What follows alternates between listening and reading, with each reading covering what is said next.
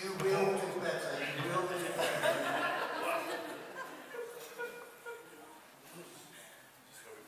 Okay, do we have any questions? Yeah.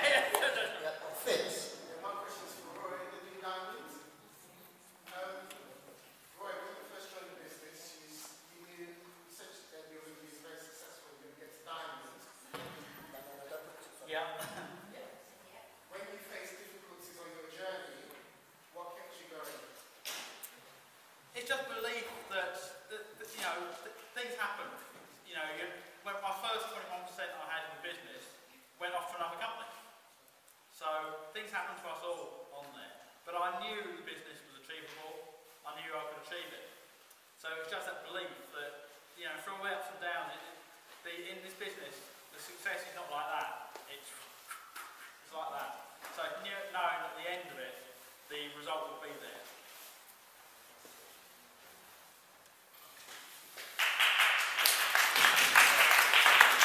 Do we have any other questions?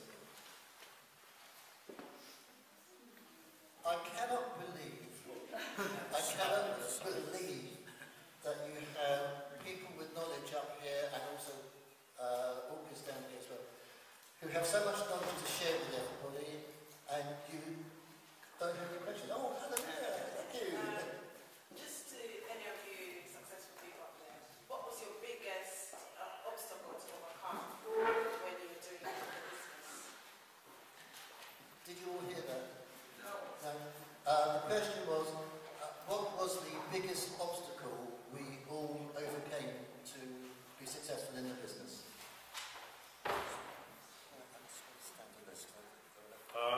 Basically, my biggest obstacle was I was too English.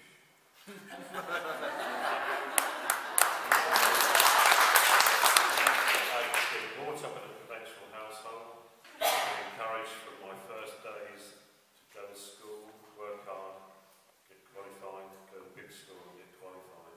I become conditioned by my parents to do that. And then the next bit of the conditioning was go out and get a job. It took me a job for 7 years, it took me a conventional business for 25 years to realise just how appalling that advice was.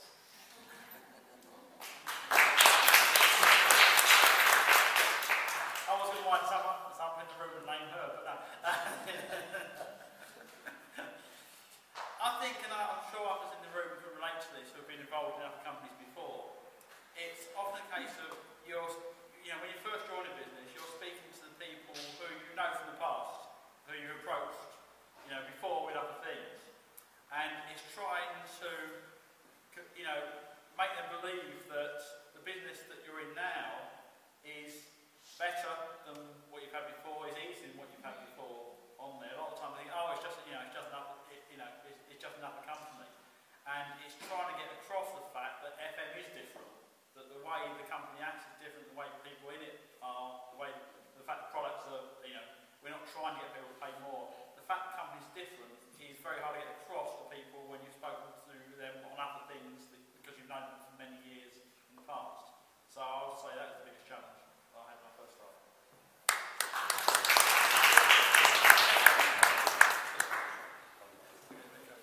It's the hugging bit, isn't it? My biggest obstacle has been my parents and loved ones. My mother-in-law, they all love me so much and they think I'm making a mistake. And my dad keeps saying, remember, you went to uni, don't forget, you have to carry on. I say, yes, Dad, I will. I said, Dad, you know, God has blessed me with kids. Where I stand at the moment, if I don't do what I'm doing, if I go to uni and get a job, I'll come back and earn a salary. And my boss will tell me how much I have to earn.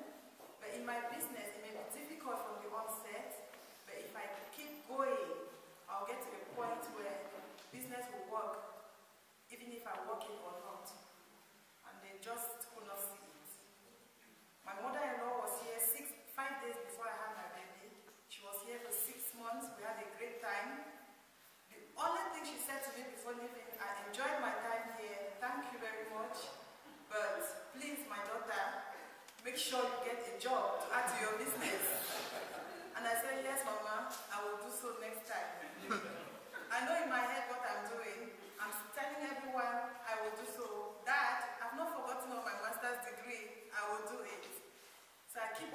happy by telling them I'm coming back. But I'm waiting to get to Diamond, and then I'll go back to them.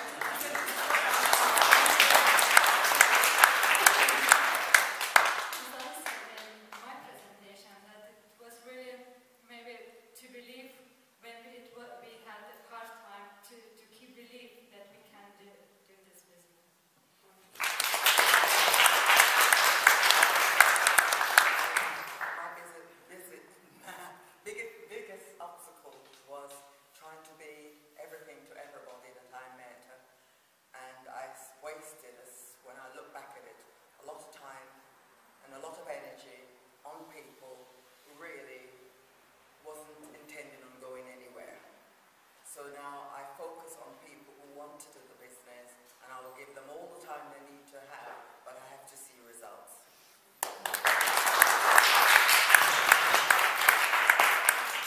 I suppose my biggest setback, and that held me back more than anything else, was having had a huge conventional business which I lost in 1990.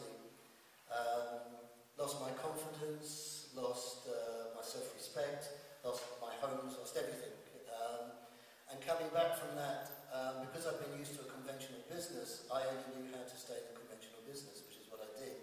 I made a reasonably good living. And when I got introduced to networking, my biggest problem was understanding that I had to unlearn everything that I'd learned as a conventional business person, because networking is nothing like it. No matter how successful you are, this is a totally different industry.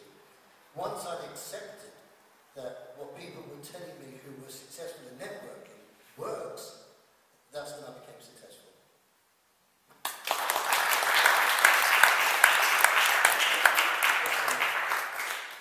Yes, what tip can you give to a new person who's just started out, or a new person who's been in the business about a month or two? So what tip or two can you give a new person?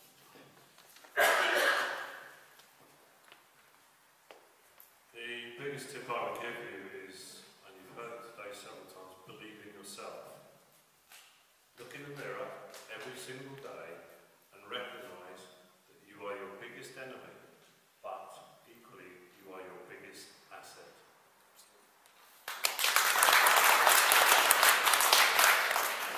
I would say take action every day and make sure you're consistent in your business.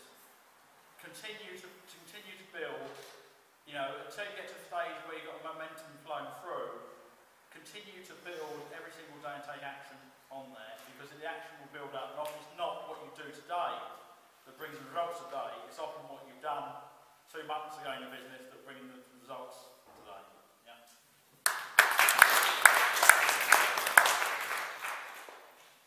I would say to a brand new person, don't look at yourself as a salesperson.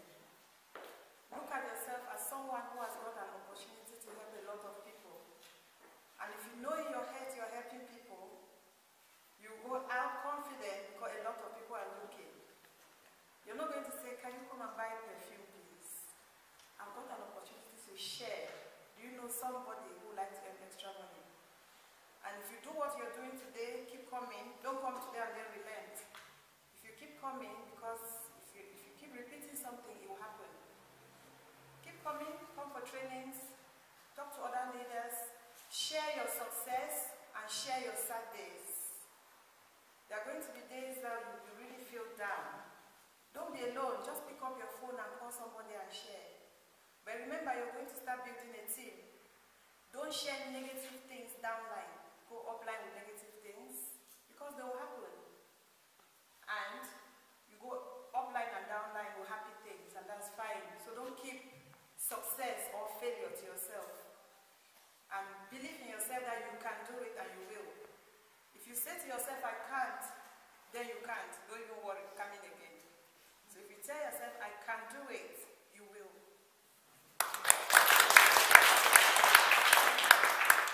If you registered, so you know why you did that, so remind yourself every time.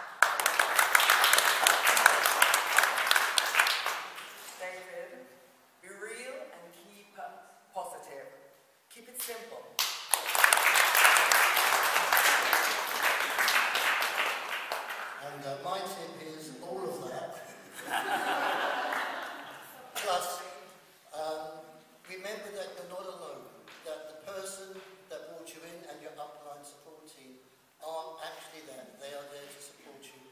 Most important, remember that the only way that we can become successful is helping you become successful too. Okay?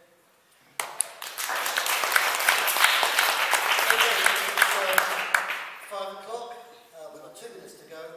We'll take one more question and then that's it for the evening. Yes, phone.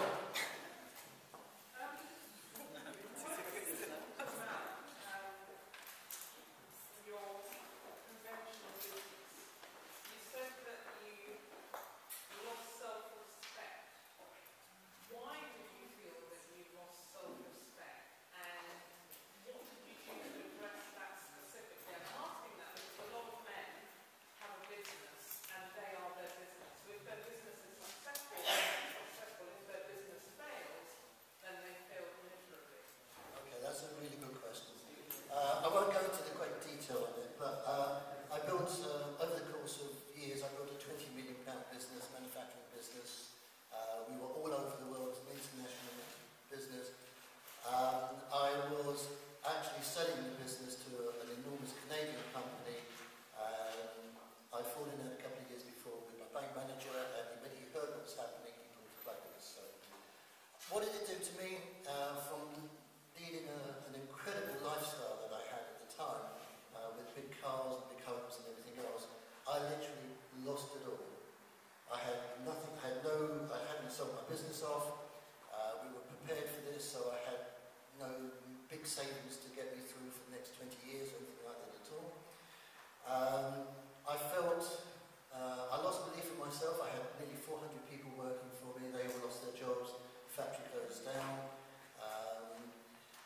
I lost belief in myself because that's all I had been doing for 27 years, was building this empire, living the millionaire lifestyle, having big flash cars and everything else.